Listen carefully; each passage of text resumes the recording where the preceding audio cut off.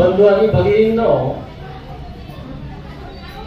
आपणास सांगायला अत्यंत दुःख होत आहे की आपण इथं कालकथित विष्णू उर्फ आप्पा मरिदास तुरुकमारे यांच्या पुण्यानुमोदन दिनानिमित्त इथं जमलेलो आहोत। त्यांचा मृत्यू 12/2/2025 रोजी झाला आणि ते आपण सर्वांना सोडून त्या अनंतात विलीन झाले। तर पूजेला सुरुवात करण्या अगोदर त्यांचं थोडं पार्श्वभूमी मी तुम्हाला सांगतो आहे, म्हणजे ते कसे पिंपरी चिंचवड ह्या भागामध्ये आले, कसं त्यांनी स्वतःच्या कुटुंबाला कसे ते पिंपरी चिंचवड मध्ये घेऊन आले।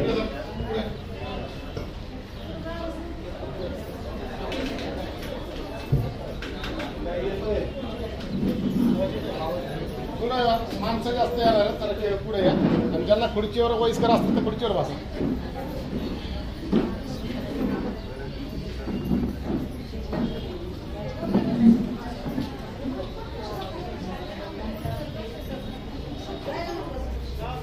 तर कालकथित विष्णूजींच्या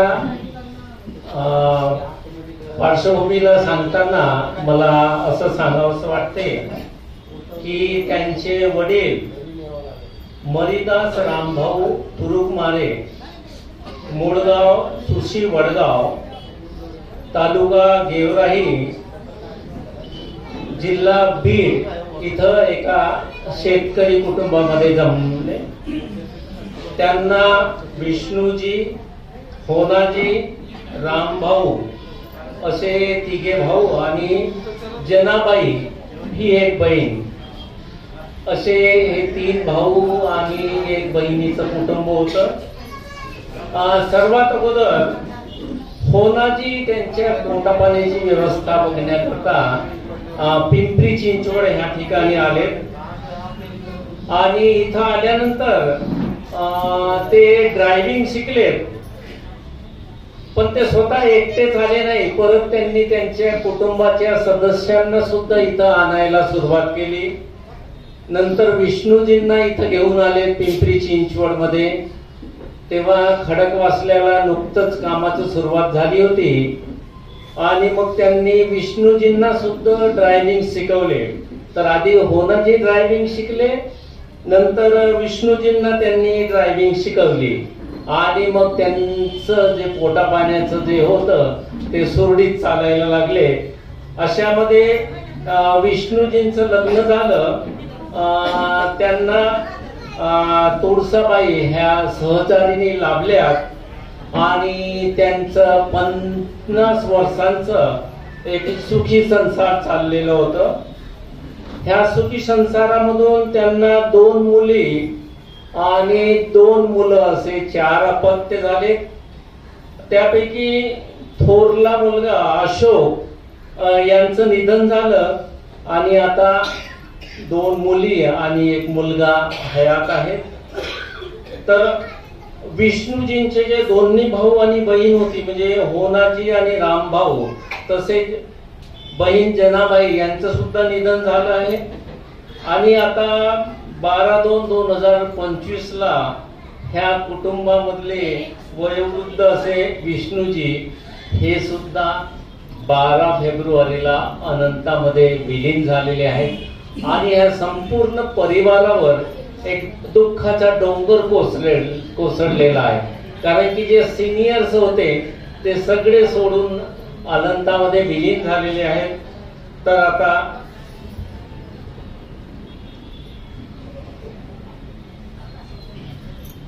विष्णूजींचा जो थोरगा मुलगा आहे अशोक यांचं निधन झालेलं आहे आणि आता हयातीमध्ये 2 मुली आणि मुलगा दिलीप इथं आहेत आपल्याकडे। तसेच त्यांचं फार मोठं परिवार आहे, पुतणे आहेत, पुतणी आहेत, नातवंड आहेत, पतवंड आहेत। तर एक भला मोठा परिवार ते आपल्याकरता सोडून गेलेला आहे। तर आता त्यांच्या पुण्यनुमोदन दिनाकरता मी त्यांचे जे जवळचे नातलग आहेत त्यांना अशी विनंती करतो की आपले जे आदर्श आहेत आणि विष्णूजींचा फोटो जो इथं ठेवलेला आहे त्यांची पुष्प दीप आणि सुगंधाने पूजा करावी। दिलीप त्यांच्या जवळचे नातेवाईक येऊ शकतात पुढे पूजेला। येस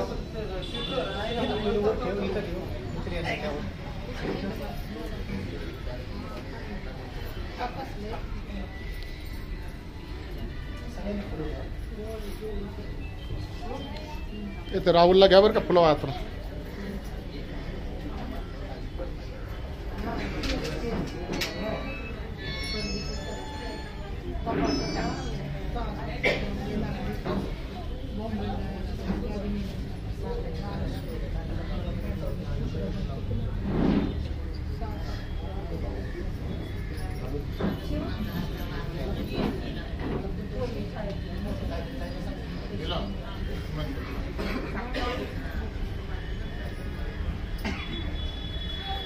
तुमचं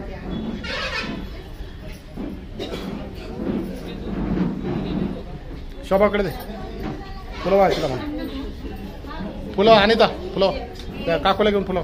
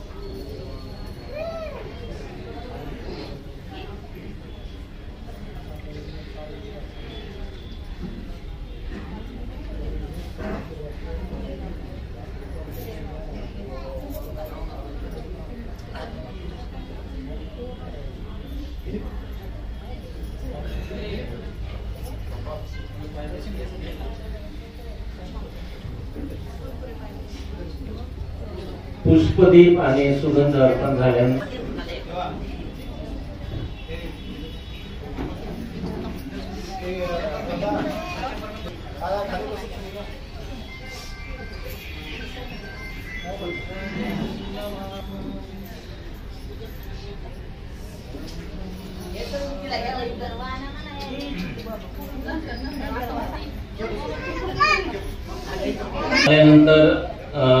आपल्याला आपले आदरणीय धर्मचारी पुण्यकुमारजी सल्लसुत्ताचं पठण त्याच्यानंतर जलदान विधी होईल। जलदान विधी झाल्यानंतर काही जे व्यक्ती आहेत ज्यांना बोलणं झाल्यानंतर धम्मचारी पुण्यकुमारजी धम्मदेशना देणार आहेत आणि त्यानंतर कार्यक्रमाच्या शेवटी आपण सर्व 2 मिनिटं उभे राहून त्यांना आदरांजली वाहू आणि धम्मपालन गाथेने आजच्या कार्यक्रमाची सांगता करणार आहोत। असं जवळपास अर्धा तास ते 40 मिनिटापर्यंत हे पुण्य कार्य करायचं आहे। आता आपण त्रिशरण पंचशील, विधायक पंचशील आणि बुद्ध पूजा घेणार आहोत। सर्वांनी हात जोडायचा आहे। नमो तस्स भगवतो अरहतो सम्मा सम्बुद्धस्स। नमो तस्स भगवतो अरहतो सम्मा सम्बुद्धस्स। नमो तस्स भगवतो अरहतो सम्मा सम्बुद्धस्स। बुद्धं शरणं गच्छामि, धम्मं शरणं गच्छामि, संघं शरणं गच्छामि, द्वितीयंपि बुद्धं शरणं गच्छामि द्वितीयम्पि धम्मं शरणं गच्छामि द्वितीयम्पि संघं शरणं गच्छामि तृतीयम्पि बुद्धं शरणं गच्छामि तृतीयम्पि धम्मं शरणं गच्छामि तृतीयम्पि संघं शरणं गच्छामि पानातिपाता वेरमणि सिक्खापदं समादियामि अदिन्नदाना वेरमणि सिक्खापदं समादियामि कामेषु मिच्छाचारा वेरमणि सिक्खापदं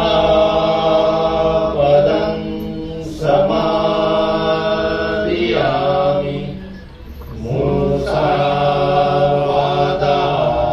वेरमणि सिक्खापदं समादियामि सुरामेरय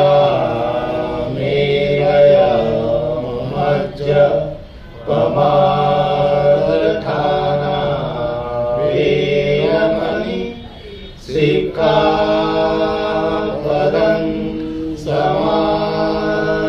समादियामि साधु साधु साधु. यानंतर आपण विधायक पंचश्री घेणार आहोत. मी पुढे म्हणणार आहे, माझ्या मागोमाग आपल्याला म्हणायचं आहे. मैत्रीपूर्ण कर्म करून मैत्रीपूर्ण कर्म करून मी माझे शरीर शुद्ध करतो. मी माझे शरीर शुद्ध करतो. मुक्त हस्ते दान करून मुक्त हस्ते दान करून मी माझे शरीर शुद्ध करतो. मी माझे शरीर शुद्ध करतो. शांती शांती संतुष्टी संतुष्टी आणि साधेपणाचे पालन करून मी माझे शरीर शुद्ध करतो. मी माझे शरीर शुद्ध करतो. नित्य सत्य बोलून मी माझी वाचा शुद्ध करतो. मी माझी वाचा शुद्ध करतो. स्मृती सुस्पष्ट आणि प्रदीप्त ठेवून मी माझे मन शुद्ध करतो. बुद्ध पूजा. वन्नगन्ध गुणोपेतं एतं कुसुम सन्तति पूजयामि मुनिन्दस्स श्रीपाद सरोरुहे पूजयामि बुद्धं कुसुमेन उय्येन मेतेन लभामि मोक्षम् उपं विलायति यथा इदं मे कायो तथा याति विनाशभावम्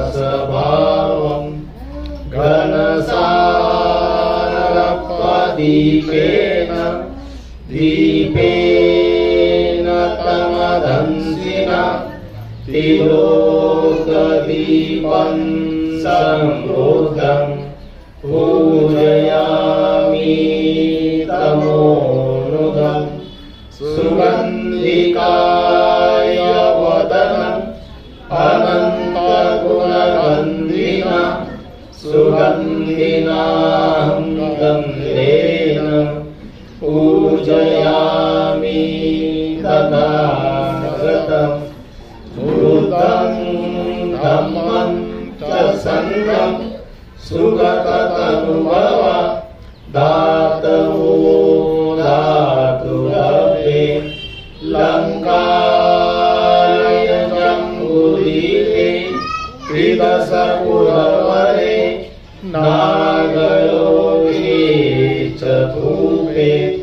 सर्वे बुद्धस्स बिम्बे सकल सदिशे केसरो वादिधातु वन्दे सर्वे विबुद्धं दशबलतनुजं बोधिचेत्यं नमामि वन्दामि चेत्यं सबठानेषु परिचितं शारीरिकधातु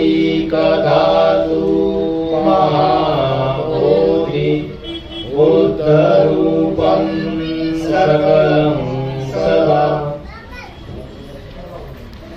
पुण्यकुमारजी यांना विनंती करतो या सल्लसुताचं पठण करण्याबद्दल मी आपल्या सर्वांना एक रिक्वेस्ट करतो की आपल्या सर्वांचे जे काही मोबाईल आहेत ना ते एक कृपा करून एकदा स्विच ऑफ.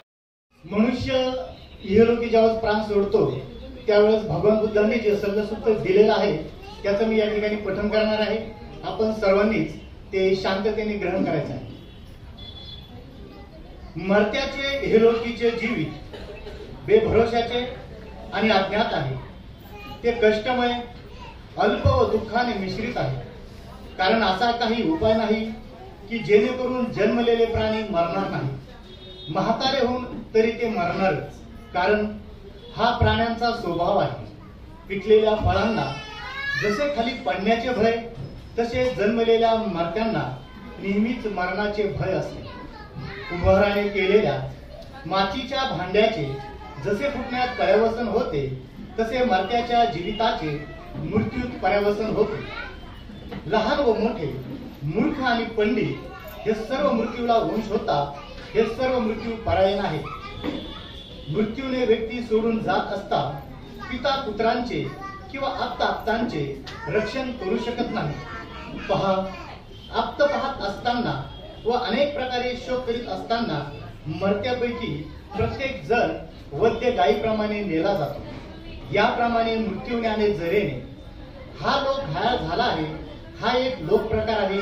हे जाण शहाणे शोक करीत नसतात. ज्याचा आलेला किंवा गेलेला मार्ग तुला ठाऊक नाही व ज्याचे दोन्ही अंत दिसत नाही अशाविषयी तू वृथा शोक करतोस. शोकापासून जर काही फायदा होण्यासारखा असेल तरच वेडावून जाऊन व आपणास कष्टावून शहाण्या माणसाने शोक करावा. पण रडण्याने आणि शोकाने त्याच्या चित्ताला शांती मिळत नाही. उलट दुःख वाढते व शरीरावर वाईट परिणाम होतो. आपण स्वतःला त्रास देणारा तो कृश आणि निस्तेज होतो. त्यायोगे मृतांना कोणत्याही प्रकारे मदत होत नाही. म्हणून शोक व्यर्थ होतो. शोक न सोडणारा प्राणी मरण पावलेल्याची आठवण काढी शोकाला वंश होऊन अतिशय दुःख भोगतो. मृत्यूला वंश होऊन तडफडणाऱ्या व आपल्या कर्मानुसार जाणाऱ्या दुसऱ्याही मनुष्य प्राण्याकडे पहा. आपणाला हे असे असावेसे वाटते पण ते भलतेच होते. अशा ह्या विपरीत गोष्टी होतात. हा एक लोक प्रकारच आहे. हे पहा, जरी मनुष्य 100 वर्ष किंवा त्याहून जास्त जगला तरी आप्त स्त्रियांपासून निराळा होतो. इहलोकी प्राण सोडतो. म्हणून अनंताचे वचन ऐकून मृताकडे पाहून व आता मला हा मिळणे कठीण असे जाणून शोक सोडून द्या. जसे पेटलेले घर पाण्याने विझवावे त्याप्रमाणे धैर्यवान, सुज्ञ, पंडित, कुशल माणसाने उत्पन्न झालेला शोक वारा कापसाला उडवितो तद्वत झडदिसी नाहीसा करावा. आपणास सुख मिळावे अशी इच्छा धरणाऱ्याने आपला शोक, लोभ आणि खिन्नता ही जी अंतःकरणाची शल्य आहे ती उपटून टाकावी. ही शल्य ज्याने काढून टाकलेली आहे व जो अनासक्त आहे तो चित्ताची शांती मिळून सर्व शोकावर मात करून अशोक म्हणजेच शोक रहित होतो आणि परिनिर्वाण पावतो. साधू साधू साधू. धन्यवाद ब्रह्मचारी पुण्यकुमारजी. चंदन विधी घेणार आहोत. नाती न होतो सुविधा होंतु नादयो इदम्मो नाती न होतो सुविधा होंतु नादयो इदम्मो नाति न होतु सुखिता होन्तु नातयो।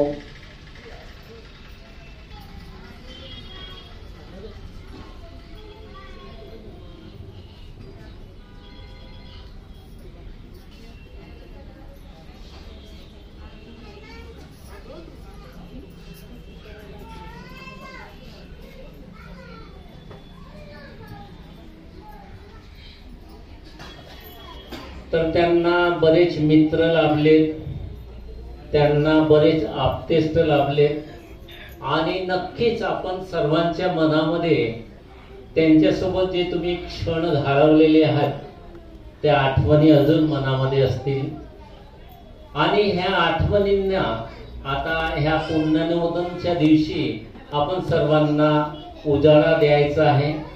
तर मी इथे आलेल्या बंधू आणि भगिनींपैकी आपणास विनंती करतो की ज्यांना ज्यांना आदरांजली पैकी काही बोलायचे आहे, आदरांजली वाहायची आहे, काही आठवणींना उजाळा द्यायचे आहे, त्यांच्यासोबत घालवलेले क्षण आम्हा सर्वांबरोबर शेअर करायचे आहेत। तर कृपया आपण इथे येऊन आदरांजलीप्रत 2 शब्द बोलू शकता। आपण सर्वांमधून जे जे इच्छुक आहेत त्यांनी कृपया इथं यावं आणि विष्णूजींना आदरांजली अर्पण करावं, 2 शब्द बोलावं। त्या सर्वांसमोर मांडू इच्छितात त्यांनी स्वइच्छेने इथं यायचं आहे आणि 2 शब्द बोलून विष्णूजींना आदरांजली अर्पण करायची। तर मी इथं आमंत्रित करतो गणेशजी तुरुकमारे यांना की त्यांनी त्यांच्या ज्या आठवणी आहेत त्या आम्हा सर्वांबरोबर शेअर करावं आणि त्यांना आदरांजली वाहावी।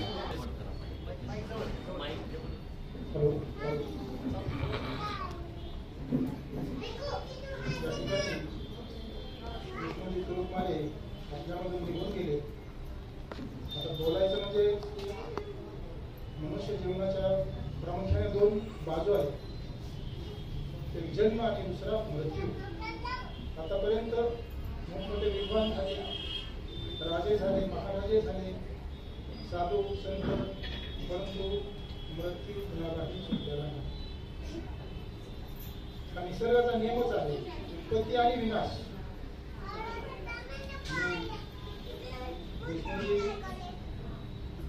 तुरुकमारे हे माझे नातेवाईक आहेत। आमच्या येईबाई, लीलाबाई हे त्यांचे वडील होते, त्याचप्रमाणे बोधाचार्य शिवरावजी तुरुकमारे त्यांचे चुलते होते। बंधूंनो,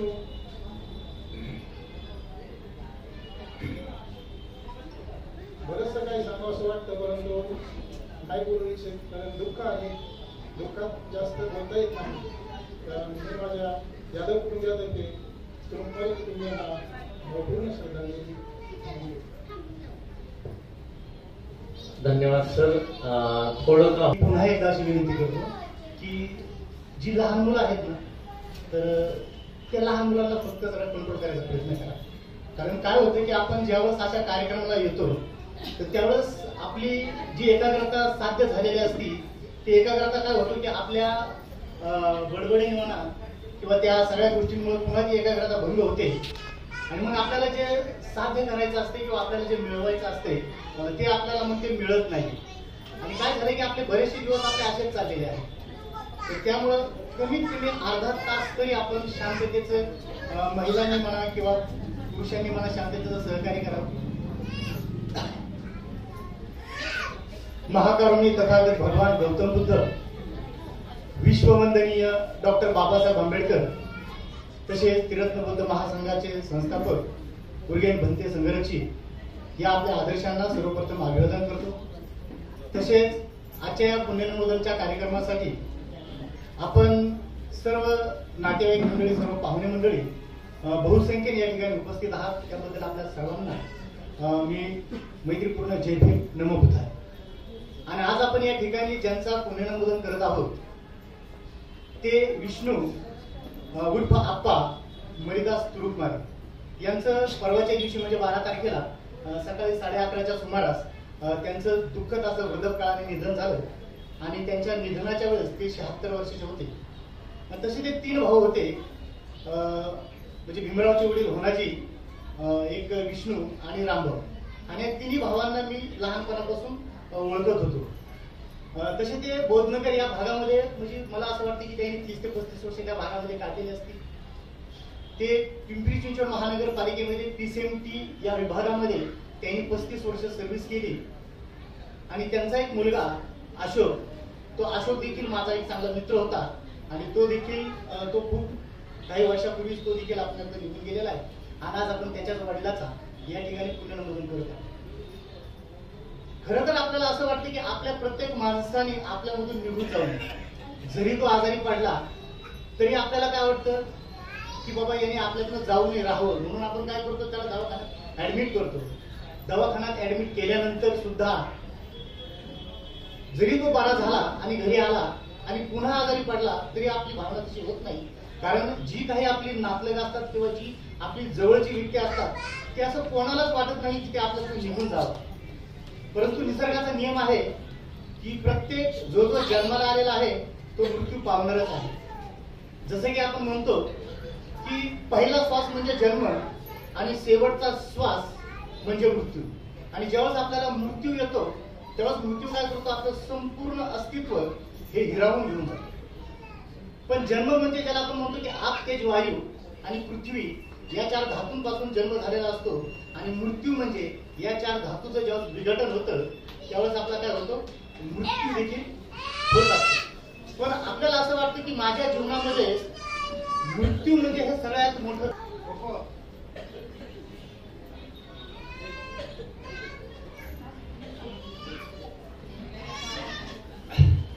आपल्याला असं वाटतं की माझ्या आयुष्यामध्ये मृत्यू म्हणजे हे खूप मोठं दुःख आहे.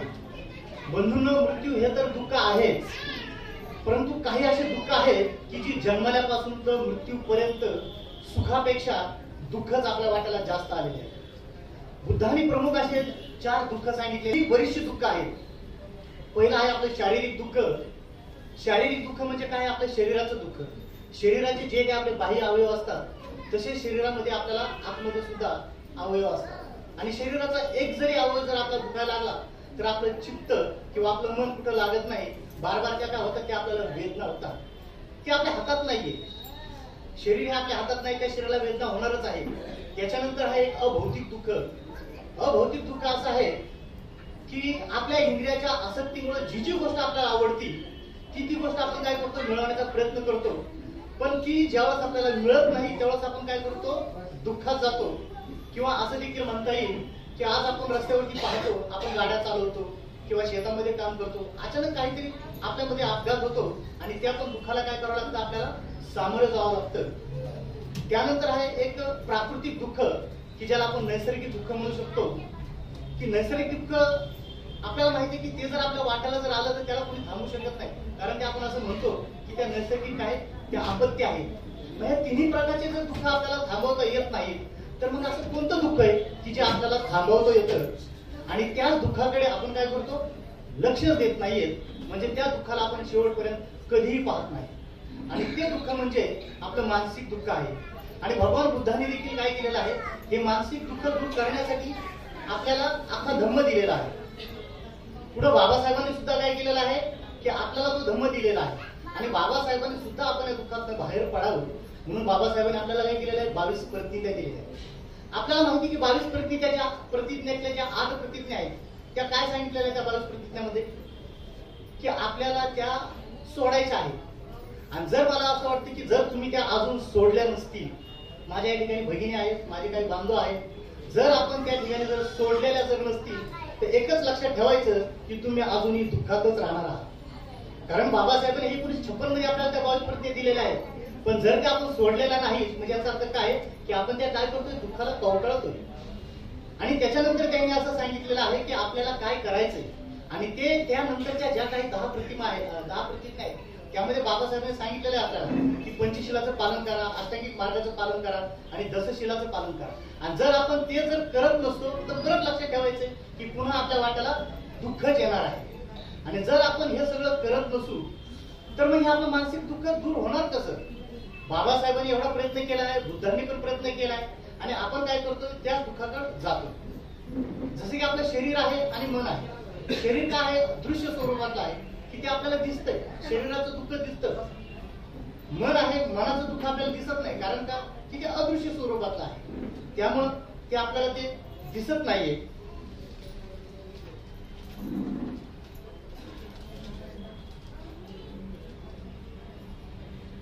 तर या ठिकाणी लहान मुलांना देखील मन असतं आणि मोठ्या माणसाला देखील मन असतं.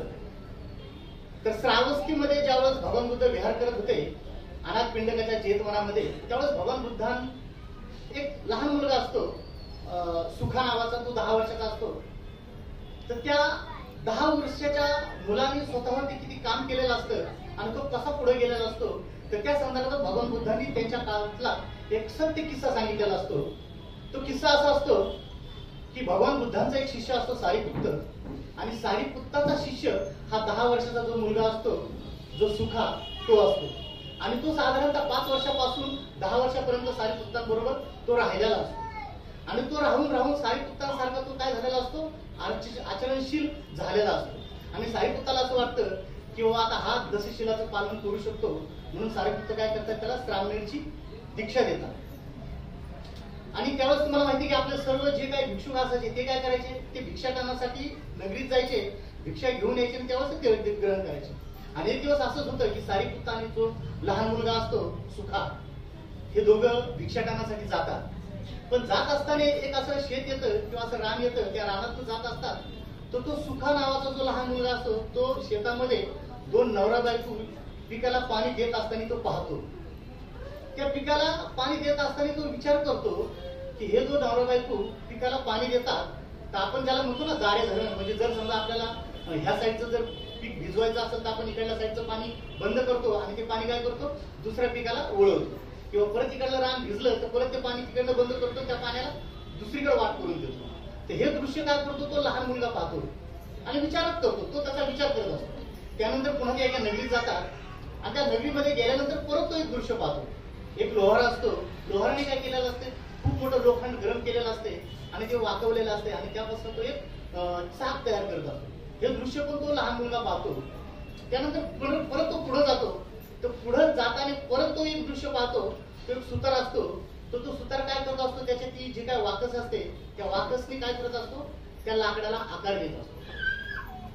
हे सगळं पाहत असताना तर त्याच्या मनामध्ये प्रश्न घेऊन होतात आणि तो सारीपुत्तांना तो विचारतो की म्हणते मला तुम्हाला एक प्रश्न विचारायचा आहे. तर सारीपुत्त म्हणतात ठीक आहे विचार तुम्हाला. तर तो विचारतो की मी आता जेव्हा हे 3 दृश्य पाहिलेले आहेत, पाणी, त्याच्यानंतर लोखंड आणि लाकूड, तर ह्या ज्या वस्तू आहेत ह्या वस्तू सजीव आहेत त्या निर्जीव आहेत? साहजिकच आहे, सारीपुत्त त्याला उत्तर देतात की ह्या वस्तू निर्जीव आहेत.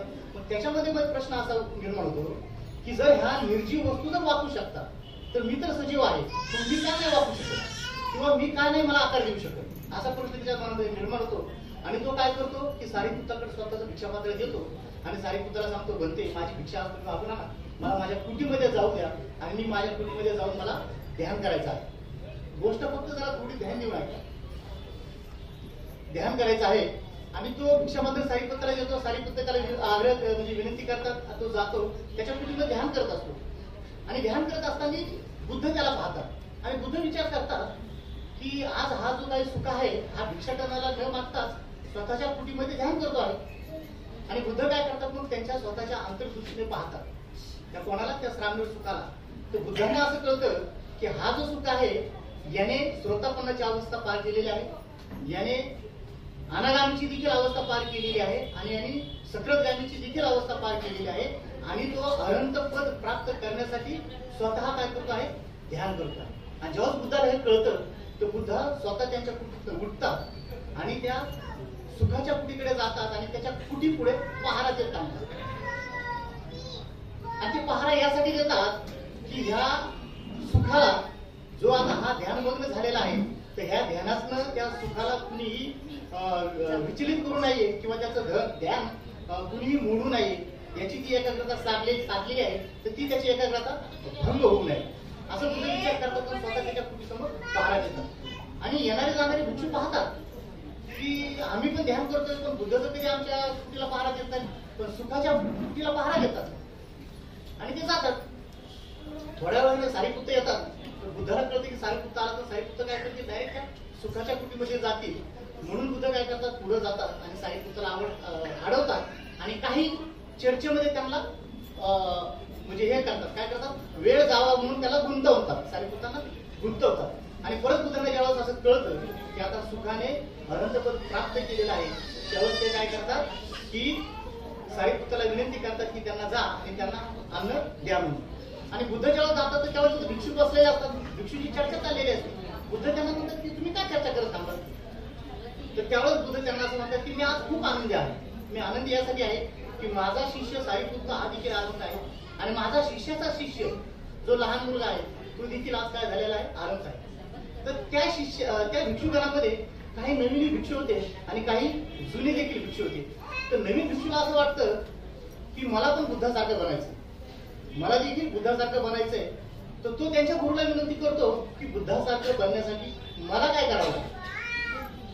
आता गुरु हुशार असतो. गुरु काय करतो, त्याला एक दगड देतो म्हणून तो बाजारात जा आणि या दगडाची काय किंमत आहे ही काढून घेऊन ये, पण दगड कोणाला विकू नको म्हणतो. तर तो जातो दगड बाजारात घेऊन. आता दगड जेव्हा बाजारात घेऊन जातो तो प्रत्येकाला जेव्हा विचारतो की बाबा हा दगड तुम्ही विकत घेताल का, तर त्यावेळेस दगड कुणी विकत घेत नाही. त्याला सगळे काय करतात, म्हणजे थोडक्यात असं हटवून देतात. पण एक सोनार असतो, सोनार म्हणतो किंवा तुझ्या दगडाची किंमत फक्त 1 रुपया घेईल म्हणतो, म्हणजे 1 रुपयाला तुझा दगड घेईल. तर त्याला असं वाटतं की ह्या 4-5 लोकांनी तरी नाही का या दगडाला विकत घेतलं नाही किंवा याची किंमत दिली नाही, पण एक सोनार तरी मला काय करतो 1 रुपया देतोय. पण गुरुनी काय सांगितलं, हा दगड विकायचा नाही, परत घेऊन यायचं. तो परत काय करतो, गुरुकडे जातो आणि गुरुंना सांगतो की ह्या दगडाची किंमत तर काय तुम्ही घेत नाहीये, परंतु ह्या दगडाची किंमत फक्त 1 रुपया 1 सोनारांनी ती देतो म्हटलं. तर बुद्ध तो गुरु म्हणतो की ठीक आहे, काय हरकत नाही, तो दगड माझ्याकडे दे, मी परत तुला देतो तो दगड. आणि मग ते गुरु काय करतात, त्या दगडाला घडवतात, त्या दगडावर चांगली मूर्ती कोरतात आणि ती मूर्ती पुन्हा त्या दगडाची त्या शिष्याला देतात आणि त्याला म्हणतात की आता पुन्हा तू बाजारात जा. आणि जेव्हा तो बाजारात जातो पुन्हा, तर ज्या लोकांना त्यांनी विचारलं असते की नाही का तुम्ही हा दगड घेणार का, तर तीच लोक काय करतात की हा ठीक आहे. कोण म्हणते की मी ती 500ला घेतो तो मूर्ती, कुणी म्हणतो की मी 1000 रुपयाला घेतो, कुणी म्हणतो 500 रुपयाला घेतो. सोनार तर 1000 द्यायला काय नंतर. आणि पुन्हा तो मूर्ती किंवा तो दगड घेऊन जेव्हा गुरुकडे येतो तेव्हाच गुरुला म्हणतो की सुरुवातीला तर ह्या दगडाची किंमत कुणी लावली नाही, परंतु नंतर आता ह्या दगडाची किंमत वाढलेली आहे, या मूर्तीची किंमत वाढलेली आहे आणि लोक 1000 रुपये सुद्धा द्यायला तयार झाले. तर बंधू आणि भगिनींनो, मला या ठिकाणी हेच सांगायचं आहे की आपणही तसेच आहोत, अजून आपण घडलेलो नाहीये. जर आपलंही मूल्य आपल्याला जर वाढवायचं असेल तर आपल्याला काय करावं लागेल, आपल्याला काहीतरी विचार करावा लागेल, आपल्या मनाकडे पाहावं लागेल. आणि जोपर्यंत आपल्या मनाकडे आपण पाहणार नाही तोपर्यंत आपण घडणार नाही. आपण काय करतो, बाबासाहेबांनी दिलेल्या अधिकाराचा आपल्या स्वतःच्या आर्थिक विकासासाठी उपयोग करत आहोत, परंतु बाबासाहेबांनी दिलेल्या अधिकाराचा आपल्या इंद्रियाच्या तृष्णेसाठी आपण शहरात 4 तर करत नाहीत ना, तर यासाठी देखील आपण तो विचार केला पाहिजे. आज आपल्याला माहिती आहे, आज आपण प्रत्येक माणसाला वाटते की माझं मूल्य ठरलं पाहिजे, पण मूल्य आपलं कधी ठरेल, ज्यावेळेस आपण दान करू किंवा ज्यावेळेस आपण ध्यान करू, ज्यावेळेस आपण शीलवान बनू किंवा ज्यावेळेस आपण आचरण करू, त्यावेळेस खऱ्या अर्थाने काय होणार आहे, आपलं मूल्य ठरणार आहे. आणि आपण हा विचार करतच नाहीये. आपल्याला काय वाटतं की माझ्या मुलाने चांगलं बनलं पाहिजे, मी जसा आहे तसा आहे. पण जर का समजा लहान मुलं जर त्यांच्या मनाला बदलत असतील तर आपण तर मोठे आहोत. आज आपल्याला माहिती की आपलं आयुष्य किती राहिलेलं आहे. काहींचं 20 वर्ष राहिलं असेल, काहींचं 15 वर्ष राहिलेलं असेल किंवा काहींचं 40 वर्ष राहिलं असेल. आयुष्य खूप थोडं आहे, दिवस पटपट पटपट निघून जातात. आणि जर आपण आपल्या स्वतःला जर घडवलं नाही तर आपली मुलं देखील आपल्या पाठीमागे येणार नाही. आज आपण बघतोय आपल्या वस्तीमध्ये कित्येक मुलं असे आहेत की ते रस्त्यावरती काय करतात, दारूचं सेवन करतात. काही तर असे आहेत की ते स्वतःच्या घरामध्ये आणून सुद्धा ते काय करतात, ते सेवन करतात. मला असं म्हणायचंय की तुम्ही तुमच्या घरामध्ये कधीच आणून ती गोष्ट घेऊ नका. त्याचं कारण असं आहे की जर तुम्ही ती गोष्ट जर तुमच्या घरामध्ये जर घेतली तर मला सांगा त्याचं अनुकरण, कारण मनुष्य काय करतो, हमेशा अनुकरण करत असतो. त्याचं अनुकरण सुद्धा काय होणार आहे, आपली मुलं बाळग करणार आहोत. आणि मग आपण त्यांच्याकडनं कुठली अपेक्षा करू. आज तुम्ही एवढी मेहनत घेताय कशासाठी, तुमच्या मुलाबाळांना शिकवण्यासाठी, स्वतः रात्रंदिवस काबाड कष्ट करता आहात. जर समजा तुमचा मुलगा चांगला शिकला, चांगला नोकरी लागला, आणि जरी तो जर व्यसनाधीन जर झाला तर तुमच्या कष्टाचं तुमच्या काय चीज होणार आहे. आणि म्हणून जर आपल्याला असं वाटत असेल किंवा माझंही मूल्य व्हावा, माझ्या मुलाचंही मूल्य जर व्हावा, तर विहार खुले आहेत तुमच्यासाठी. विहार एवढी खुले आहेत की ह्या विहारामध्ये आल्यानंतर तुम्हाला प्रत्येक जण काय करणार आहे, कल्याण मित्रता देणार आहे. आपल्यामध्ये ठीक आहे काही गोष्टी आहेत, सगळाच माणूस काय परिपूर्ण नसतो, पण इथं आल्यानंतरच काही गोष्टी काय होणार आहेत, आपल्यामध्ये कमी होणार आहे. जोपर्यंत तुम्ही ह्या विहाराच्या बाहेर राहणार आहे तर त्या गोष्टी तुमच्या कमी होणार नाही, तर त्या गोष्टी काय त्याला खत पाणी मिळणार आहे आणि त्या वाढणारच आहे. आणि म्हणून मला आजच्या या प्रसंगी एवढं सांगायचं आहे की आपण जास्तीत जास्त स्वतःकडे पहा, आपल्या मुलांना घडवायचा प्रयत्न करा आणि आपण जे काही आपल्या इंद्रियाच्या तृप्तीसाठी जे काही आपण त्या आसक्तीमध्ये डुबलेलो आहोत तर त्याच्यातनं जास्तीत जास्त बाहेर पडायचा प्रयत्न करा. आज हे आप्पा आहेत, आज आपल्याला पण तेच वाटत असेल की माझ्या मुलांनी किंवा माझ्या नातवांनी किंवा माझ्या पुतण्यांनी त्यांच्या मुलांनी सगळ्यांनी चांगलं बनवलं. आणि तीच अपेक्षा आहे सर्वांची, सर्व आई बाबांची, सर्व माता बहिणींची, त्या आप्पांची. तर मला वाटतं की जर आजच्या प्रसंगी जर आपण चांगलं बनण्याचा जरी संकल्प केला तर मला वाटतं खऱ्या अर्थाने आज आपण त्या आप्पाला काय केली, श्रद्धांजली अर्पण केली. आणि म्हणून मी आज या ठिकाणी जास्त काही न बोलता या ठिकाणी माझ्या संपूर्ण युवा कुटुंबाच्या वतीने, माझ्या तीर्थन बौद्ध महासंघाच्या वतीने, माझे मित्र सेम यांच्या वतीने मी आपल्याला भावपूर्ण श्रद्धांजली अर्पण करतो आणि या ठिकाणी थांबतो. जय हिंद. धन्यवाद धम्मचारी पुण्यकुमारजी. फारच सुंदर असं धम्मदेशना त्यांनी दिली आहे. बंधू आणि भगिनींनो, आपला शेवट केव्हा होणार हे आपल्याला काही ठाऊक नाही. तो क्षण प्रत्येकाच्या जीवनामध्ये येणारच आहे, परंतु आपल्या हाती काय आहे, जन्मापासून तर मरणापर्यंतचा वेळ आहे, हा वेळ आपल्या हाती आहे. आणि ह्या वेळेमध्ये आपल्याला स्वतःला घडवायचं आहे. तर कसं घडवणार आहेत आता पुण्य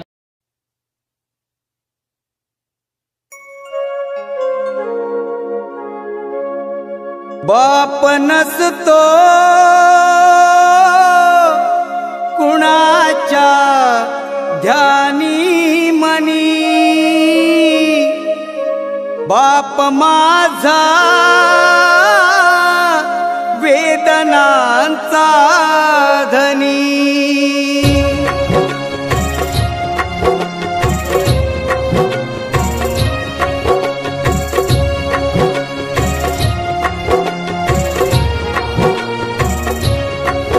आई मायेचा सागर ही सत्य आहे कहाणी, पण दुर्लक्षित बापाच्या या व्यथा कुणीतरी जाणी. बाप नसतो कुणाच्या ध्यानी मनी, बाप माझा वेदनांचा धनी. बाप नसतो कुणाच्या ध्यानी मनी, बाप माझा वेदनांचा धनी.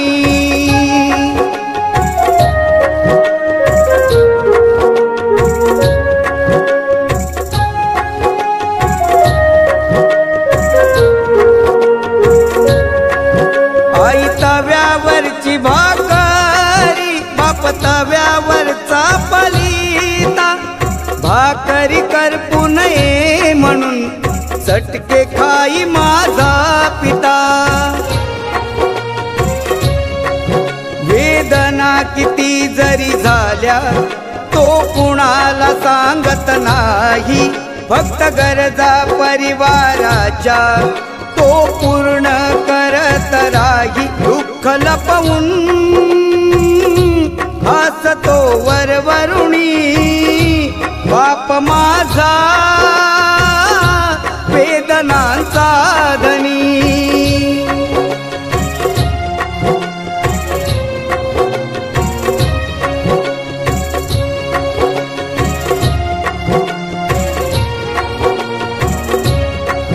आई म्हणजे घराची भिंत, बाप आहे पाया घराचा, त्याच्या अंगावरती भार कुटुंब संसाराचा.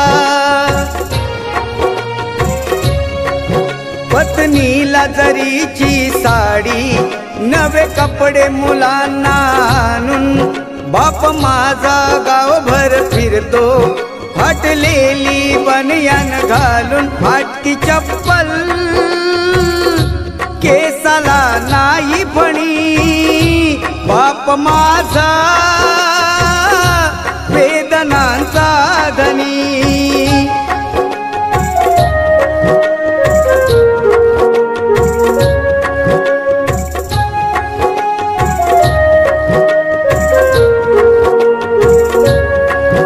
आई मायेचा सागर बाप सागराचा किनारा शब्दरूपी लाटांचा त्या किनाऱ्यालाच मारा लेकाच्या भविष्यासाठी बाप दिन रात धडपडतो लेकीच्या लग्नामध्ये बाप हमसून रडतो लेक त्याची लाडाची चांदणी बाप माझा वेदनांचा धनी